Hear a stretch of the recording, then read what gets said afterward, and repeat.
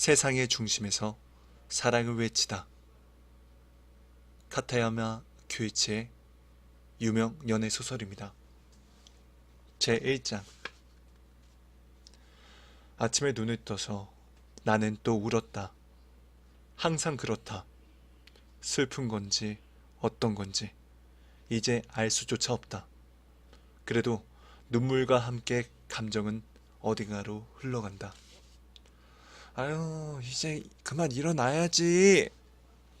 이불 속에서 멍하니 있으니 어머니가 다가와서 말한다.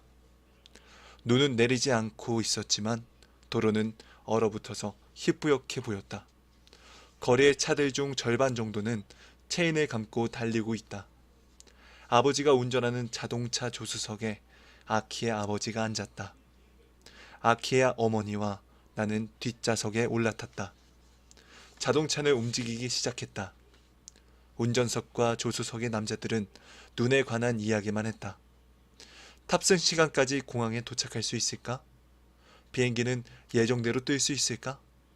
그러나 뒷좌석의 두 사람은 거의 이야기하지 않고 나는 차창으로 스쳐가는 풍경을 멍하니 바라보았다. 길 양쪽에 펼쳐진 논밭은 눈에 들어오는 모든 것이 눈으로 덮여 있었다. 구름 사이로 비치는 태양빛이 먼 산 능선을 빛나게 했다. 유골이 든 작은 단지를 무릎에 올려놓고 있는 아키의 어머니. 산마루에 접어들자 눈이 많이 쌓여 우리는 스노우 체인에 감기 위해 도로 옆 간이 매점에 차를 세웠다. 아버지와 아키의 아버지가 체인을 감는 동안에 나는 근처를 걸었다. 간이 매점 너머는 장모님이었다.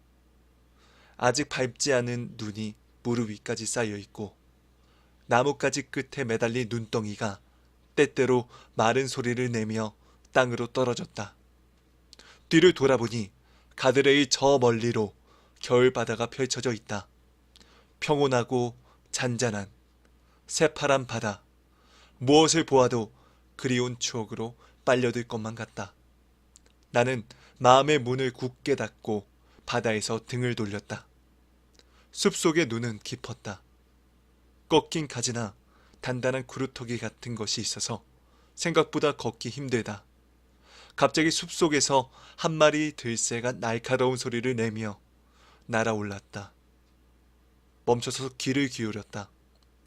조용했다. 마치 이 세상에 존재하는 모든 것이 사라진 것처럼.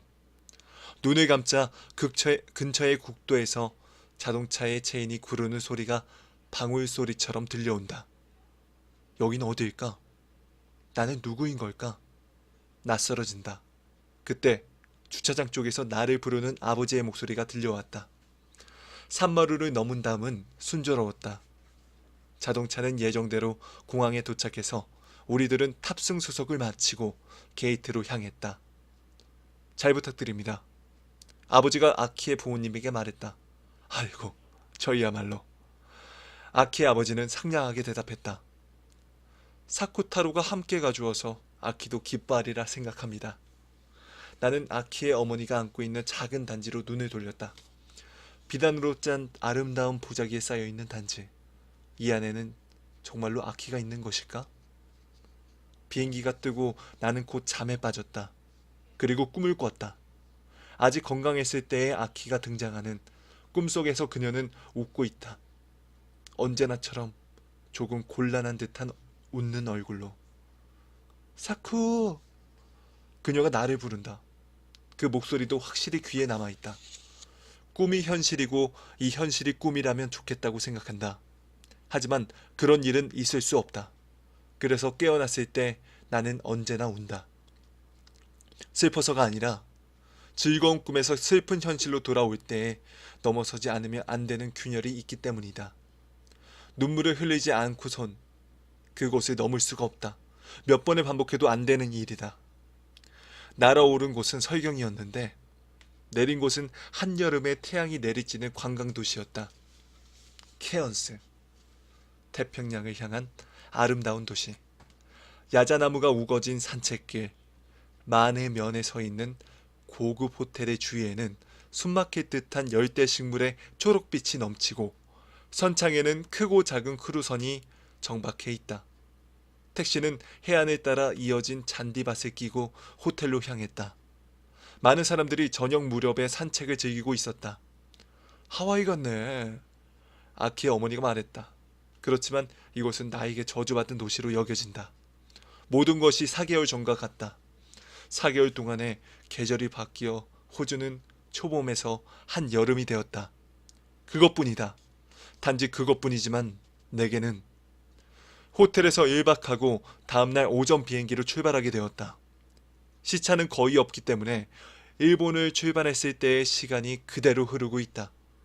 저녁 식사 후 내 방 침대에 드러누워 천정을 올려다보니 멍하니 있었다. 그리고 나 자신에게 말했다. 아키는 이제 없어. 4개월 전에 왔을 때에도 아키는 없었다. 그녀를 일본에 남겨두고 우리는 이곳으로 수학여행을 왔다.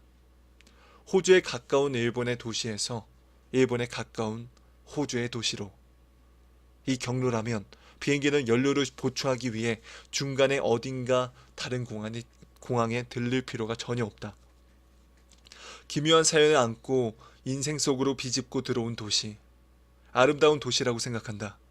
무엇을 보아도 신기하고 기묘하고 신선했다. 그건 내가 보는 것을 아키도 함께 보고 있었기 때문이다. 하지만 지금은 어떤 것을 보아도 아무것도 느낄 수 없다. 나는 대체 여기에서 무엇을 하면 좋을까? 그런 것이다. 아키가 없어졌다는 사실은. 그녀를 잊는다는 것은 곧 내가 볼 것이 모두 사라졌다는 것이다.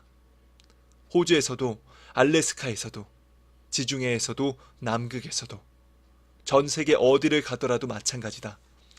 어떤 웅대한 경치에도 마음은 움직이지 않으며 어떤 아름다운 광경도 나를 즐겁게 하지 못한다. 보는 것, 아는 것, 느끼는 것. 내가 살아가는 것에 동기를 부여해주는 사람이 없어졌다.